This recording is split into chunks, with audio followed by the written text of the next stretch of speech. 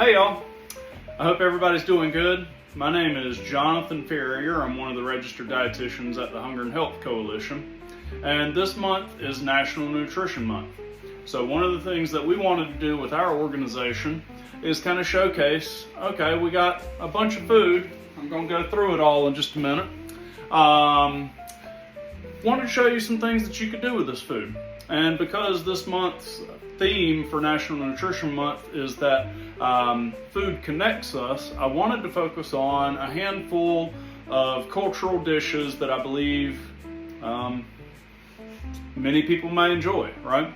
These aren't going to be focused exclusively on healthy options or alternatives, but there are a lot of ways that we can modify these recipes to still enjoy the food, still enjoy the culture of the food, still feel brought together as a community, getting to enjoy foods together and enjoy it in moderation, right? Like I'm never one to say, don't ever eat a piece of pizza. I love pizza. But there is a lot to be said about enjoying things in moderation. And when we can do this, we can really lean into each other's pasts and lean into each other's, like culturally preferred foods as a way to get to know somebody, as a way to just simply feel nourished beyond the body. So again, for this month, we're going to do a series of a couple of 3 recipes is what we're aiming for right now. This first one that I'm going to go through is a gumbo, a Louisiana chicken and sausage gumbo. My wife is from Louisiana, and her father is a retired chef down there. And for our wedding, he cooked a gumbo for us. Since then, I've been cooking gumbos, and I love them. One thing that he did turn me on to that was really unique and part of, our connection that weekend was he introduced me to eating it with sweet potatoes. So when we got ready to do the series, I got to thinking, man, I can get a lot of the stuff here at Hunger and Health. So why don't I just showcase this? It's going to be a number of knife techniques that we're going to go through. There's going to be a number of skills revolving around making a roux, for instance. Making a roux can be somewhat technical, so it may not necessarily be a beginner-friendly dish, but follow these steps. Follow along with me. Feel free to get out your pots, your pans, get all your ingredients together. We're going to do it in one dish, the entire process. Just follow step by step, or maybe rewatch this recording and kind of go that way with it. But remember, with the roux, I'm going to be trying to get a fairly dark roux on mine, and that can burn pretty quickly and ruin the entire dish. So if you find that your roux is starting to get some little black flecks in it, then just discard it and start again. It ain't nothing but oil and flour. So anyways, just wanted to introduce what this week's recipe is going to be. Today, because this is the day before I'm cooking it, I'm going to go ahead and do something called mise en place. It is a French term that means everything in its place. So if you're going to tackle a involved recipe like a gumbo, a lot of times professional chefs will go ahead and pre-prepare the ingredients that they're going to need. So maybe pre-measuring the flour, pre-measuring the oil. Maybe it's pre-chopping the onion, celery, bell pepper. So we're going to do all of that today, and I'm going to kind of show you some of that. But tomorrow we're going to be in the kitchen at Hunger and Health with Laura, and she's going to give us a whole new perspective on food preparation because that's what she does. She's great at it. She's going to have excellent insight and probably provide some details that I would overlook because I'm a hobbyist cook, not a professional cook, right?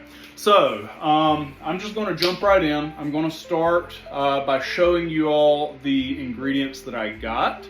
Ingredients that we're going to be using today. I have split them into ingredients that I was able to get for free from the Hunger and Health. That's going to be the chicken, the whole chicken. Going to be some rice, bell pepper, onion, celery, garlic, and as I mentioned earlier, some sweet potatoes. So some people may prefer the rice, some people may prefer the sweet potatoes. They're both great, but those are going to be prepared kind of external or secondary to the dish. They won't be cooked in the pot. The stuff I had to go buy, I went to Food Line and just bought some button mushrooms. I've never put any mushrooms in my gumbos before, but the recipe I found called for it, so let's try it. I got a Louisiana hot sauce, some basil, which I would prefer to have fresh, but I did not see any, some green onions, thyme, parsley, and an andouille sausage. So the last little bit of ingredients that I just happen to have at the house, canola oil and all-purpose flour. That's going to be for our roux. I understand a lot of people may be intimidated by getting a whole frozen chicken and kind of wondering, what the heck do I do with this? It's not already broken out into its thighs or breast or whatever you prefer. So what I'd like to do today is, because I'm preparing to make a gumbo, I can use this chicken to make the stock for my gumbo. So I'm going to kind of walk you through that, show you how to break out the chicken, the different parts of the chicken. We're going to do all of that today. First things first, you got to have it thawed out. And so this, taken out of the freezer, it probably needs to sit in the refrigerator for about 4 hours per pound of meat, or roughly 24 hours. So take it out the day before you want to cook with it. In this case, it is thawed out. I'm going to go get a container so that when I cut this open, I don't get chicken juice all over my counters. I've already cleaned them. I'm going to have to clean them again, but I don't want it running everywhere. So let's go ahead and cut this open. I'm going to let it drain for a second.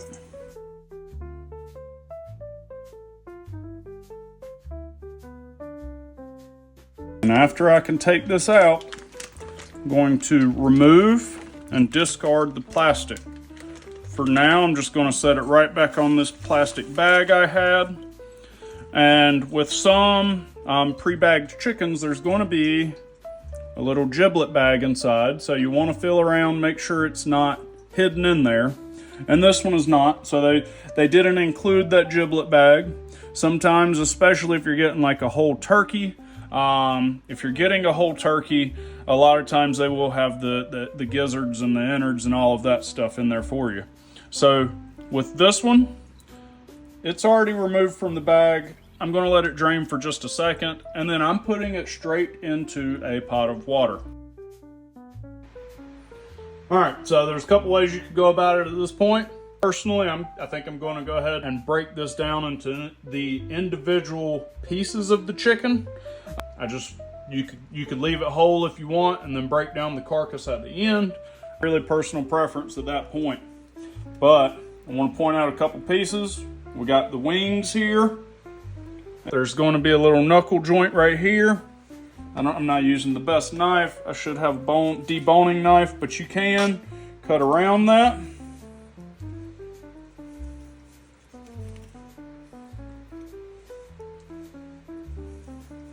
I'm gonna throw both of the wings back in here after I get them separated. And keeping in mind, I'm not deboning these or breaking them down like a professional butcher would. I am breaking it down just enough to be able to cook with it though. Over here, if you find the back end of the bird, we got these big old thighs and the leg. So we got the drumstick and the thigh. We can go ahead and cut in this little fatty undercarriage, if you will. And you'll notice if you can split that off,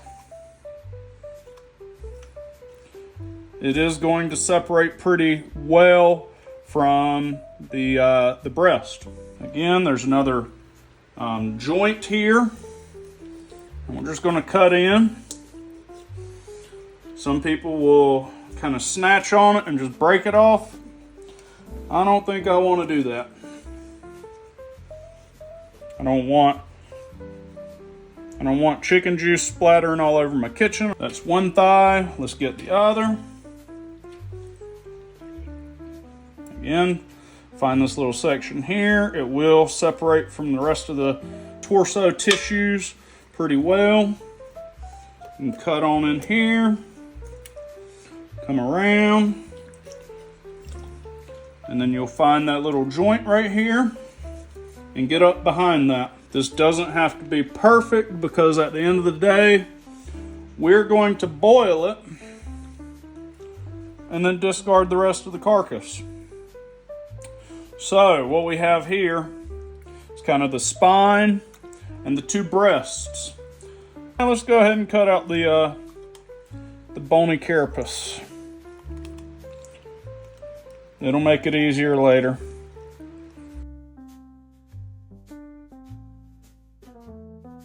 So we got the whole bird kind of separated out right here. And we're going to boil this for a good 2 hours. I want to try to pull out a good bit of the flavor from the bones and the carcass itself. And then I'll show you how to separate the meat out. Just pull the meat off. I want to show you just how much meat you can get from a chicken. And we're going to use all of that meat in this recipe. But I want to show you that cooking a whole chicken can be used for a lot of other recipes, just to use in chicken salad or use in a sandwich or whatever the case may be. So let me wash my hands and then transfer the meat out of the pot and fill it up with water. And then we're going to get the water to a rolling boil before I put the chicken back in it. So we'll do all that in just a second.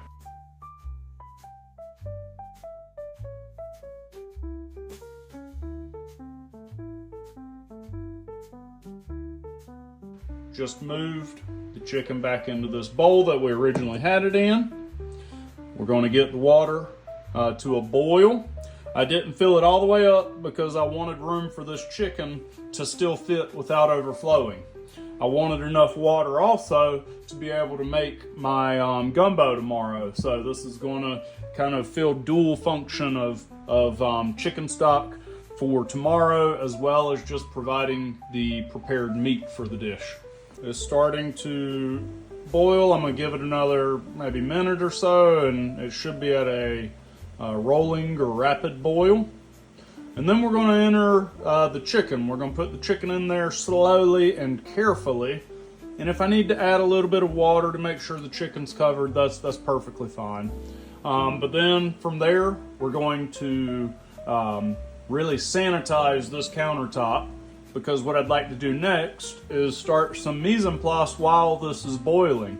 So I'm going to start chopping the vegetables and all of that we're going to need tomorrow. And for a little added flavor, I'm going to throw some of the like vegetable butts in the same pot just to add a little extra depth of flavor. So this is looking good to me right now. I'm going to go ahead and put the chicken in there. Remember, put it in there slowly. If you've ever used a deep fryer, a lot of times they say let it fall away from you so that if it does splash, it doesn't splash on you. I think this ought to be okay. I'm going to add just maybe a cup of water and get it stirred around a little bit so that it can be fully submerged. I'm going to go wash my hands and I'll be right back. So my work surface is sanitized. I have already washed my produce that I'm going to be chopping, and I have reduced the heat on the stove so that the chicken doesn't boil over and cause me to lose some of that delicious flavor that we're trying to develop. So I'm going to just get right in. I've got my chef's knife. I just honed it and rinsed it off real quick. And I've got my cutting board. I like to use these plastic cutting boards because you can throw them right in the dishwasher. It's the easiest thing to sanitize. Wood is nice, it's beautiful, but you do have to maintain it a little bit differently. So I'm just going to get right into it. I need 2 cups of celery and 2 cups of bell pepper. I've got some measuring instruments that we're going to need. I needed 2 cups of diced onion and celery. So this measuring cup's going to work just fine. And I've got some dishes that I'm going to put it in with some lids so that I can refrigerate it and save it for tomorrow. So let's get right into it. Everybody dices things differently, I suppose. For the sake of what I need today, a chef's knife is going to be nice. I typically go with a little bit of a pinch grip. Some people will do a handshake grip. Whatever's most comfortable for you. I suppose I'm a little bit of a hybrid in a way. But I've already got my produce washed, and so let's just jump right in. I'm going to show you how I do my bell peppers. Everybody does them differently. Feel free to choose what works for you. For me, I usually set it down. You can cut the butt of it off so that it lays flat. I'm still going to use that. I don't want to waste it, so I'm still going to use that. Some people will discard that, but we're not going to do that today. And then, if you can, I've got it rocked, but to cut it, I'm going to lay it flat. I go right along this side here, and if you can see, I got almost everything but the seed core. So after you get that first cut done, it's really easy to kind of line it up from here to where you can see where it is and just cut around it. I'm going to save this little piece. I use every bit of it that I can, so I'm going to cut off some of these extra little bits that were left over. And honestly, this right here is probably going to go in my stock pot just to add a little bit extra flavor. It gets strained out at the end. I may not put the seeds in there. I can't remember if they end up tasting a little bitter or not. So I'm going to wait and make sure I look it up before I add it and kind of ruin a dish. But my counter's safe, it's clean. I'm just going to set it to the side for now. A lot of times people may keep a bowl. We could do it in this case. Keep a bowl and just put all your scraps in. And then at the end of the day, when you get done cooking a dish, maybe you've got a half a gallon of scraps. I don't know how much you're meal prepping, but maybe you've got a good bit of scraps, and those scraps can be frozen and then later used for a stock similar to our chicken. So instead of using like animal carcasses, you can use plant remains. So I've got these pieces here. I'm just going to set them off to the side. I like to flip mine over and then get your claw grip, save those fingers, and then you can come in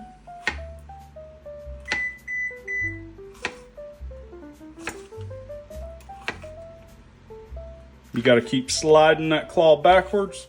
And then for this last little one, now we've got a lot of thin little strips cut, as you can see. I'm just going to turn them and do the same thing here, so that I've got diced bell peppers. But then I need a cup of bell pepper. So I'm just going to move all of this to the measuring cup until I can get however much I need.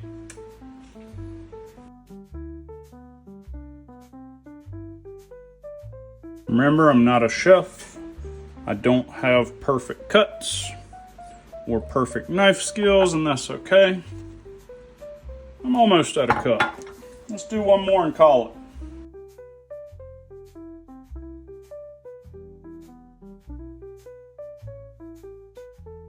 So as you can see, I'm a little over a cup, right? I'm probably at like a cup and a quarter. That's okay. I'm going to go a little heavy on the bell pepper this recipe. That's perfectly fine. So this is our 1 cup diced bell pepper. I'm going to put a lid on it. I'm going to go ahead and put it in the refrigerator. Anytime you are cutting fresh produce, you do want to refrigerate that after it's cut. It doesn't have to be immediate, but I happen to be standing right here. I am going to go wash my hands again. I'm going to go ahead and jump into these celery stalks. I usually just cut the ends off. An easy way to do this, you can get several of them lined up together, find about where they're all pretty white, and just cut that off. That's going in our stock pot. I'm going to do the same thing with the leafy side of celery. Some people eat it. I am probably more prone to cutting it off and using it in stalks.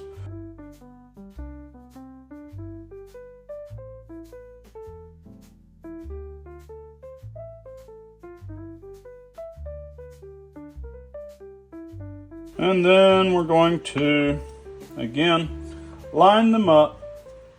Make it easy on yourself. Cut multiple at a time. And same deal, just kind of go down the line. That's particularly good for the smaller sections. But as you get to these larger cuts, it's your preference. You can split it down the middle, so you have smaller chunks. If you need more uniformity in your cook, that can be a valuable way to go about it. For the sake of the gumbo, I'm not going to do that. I'm just going to keep on cutting.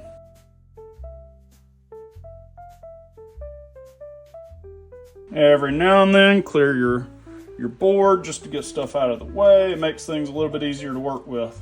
So again, slightly, ever so slightly over 2 cups. Not a problem. I'm going to add those 2 cups to a dish, cover it, and now let's chop our onions.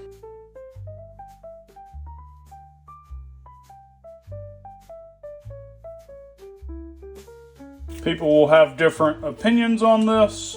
I've seen a number of ways to do this, and I'm not going to put these onion peels or skins in my stock pot, but I will use the butts. That may be a personal thing. This is a very simple method. It's great for beginners.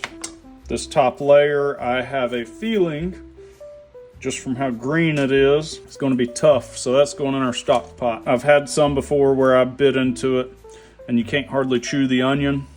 I don't want that. So I just cut it into little sections. And right about here, where you're starting to lose a good grip on it, just lay it down. Just lay it down, and you can keep on going.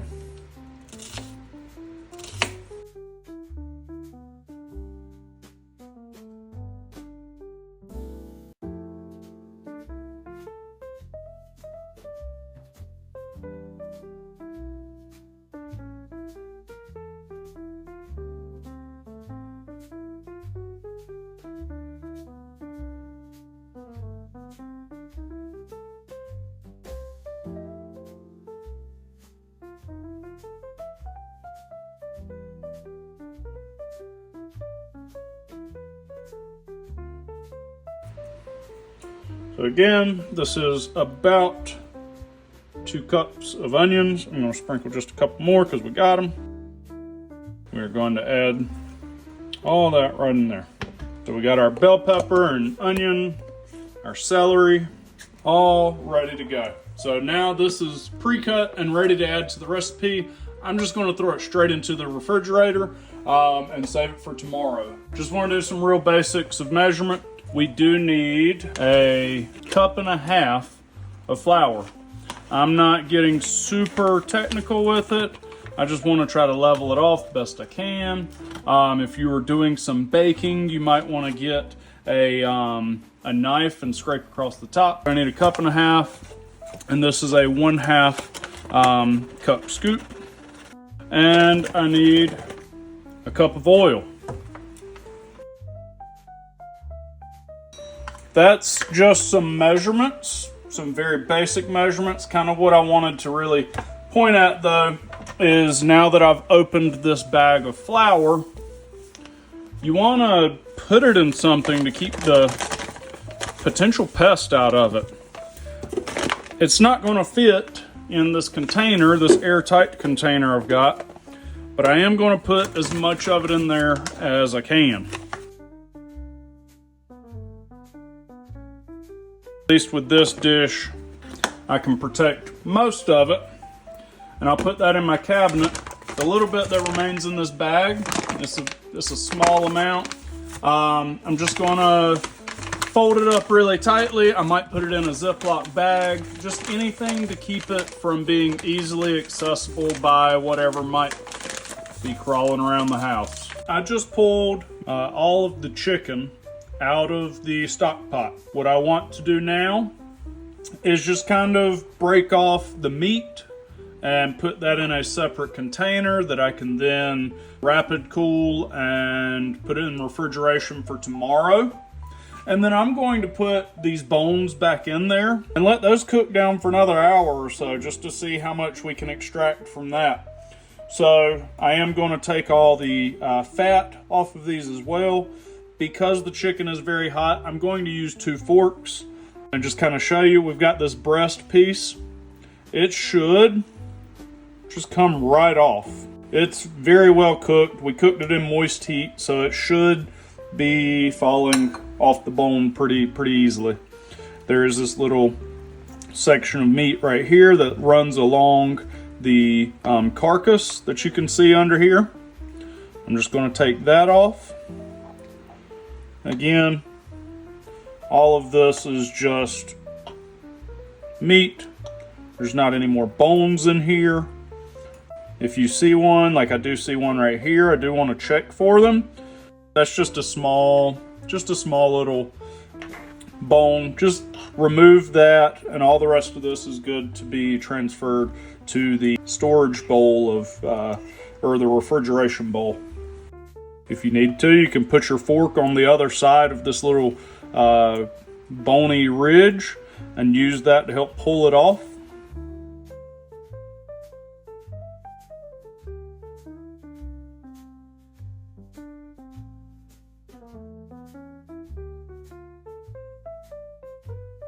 And we've got most of the meat off of this.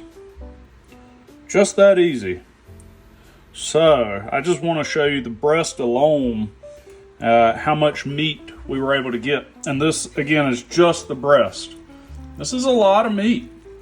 And it was really easy. We just let it boil in a pot for an hour and a half with some vegetable trimmings and stuff like that to add some additional flavor.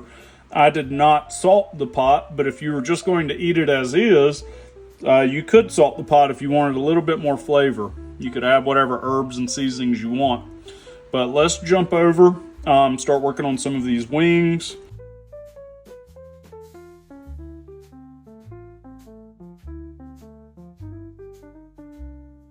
There's a couple little pieces of meat that you can peel off by hand if you want to. That little bit of cartilage there, I'm going to throw it back in the pot. But yeah, so we get a good bit of chicken meat off of that, and it's really cheap. So just keep that in mind. All right, I've got it all broke down.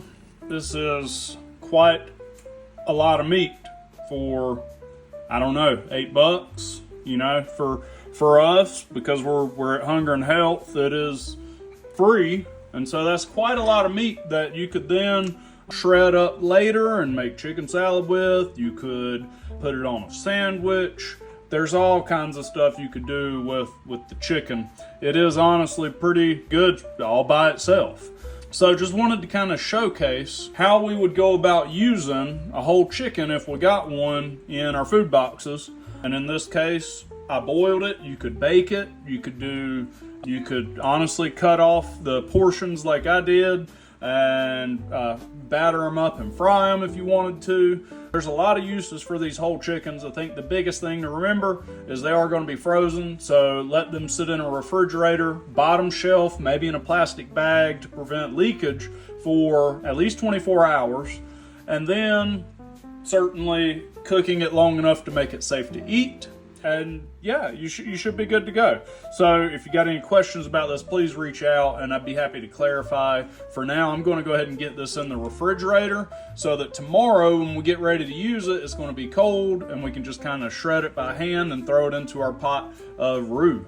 I did want to mention, I threw the carcass back into my stock pot, and I'm going to let this continue to boil for another hour, maybe 2 hours, just to really extract as much as I can from those bones. And then we are going to strain it. Because this has been boiling for a while, and because we just took the bulk of the meat out, I'm going to add some more water back into this pot to make sure I can have at least 3 quarts after I strain all of these solids off of it. So I'm going to add some more water, let it boil for another couple hours. And when I get ready to strain it, I'll come back and show you guys that process. That way you can really make complete use of this whole chicken. So I just wanted to show you guys kind of what I'm going to do here to get this broth. I've got all this stuff that's been cooking down in it for a few hours now. I've got a spare bowl. All I'm going to do is come in here with a fine mesh strainer. This is my first step. With this, I can go ahead and get a good bit of the solids out of here. So I'm gonna keep fishing some of this out until I get it down to very little remaining, and then I'm going to pour it through the strainers. And then my process here is going to be putting my strainer over the top of it, and then ladling in ladles of broth until I fill the dish up. My next step, I have a tray of ice water. And what I'm going to do, let me move my camera so you can see. What I'm going to do here is submerge this in that ice water. You got to make sure it is stable. So I finally got it to sit, and I just want that hot liquid to sit in a bowl of ice water, and that's going to cool it off pretty rapidly to where I can then put that directly into the refrigerator, and it'll be good and preserved for tomorrow.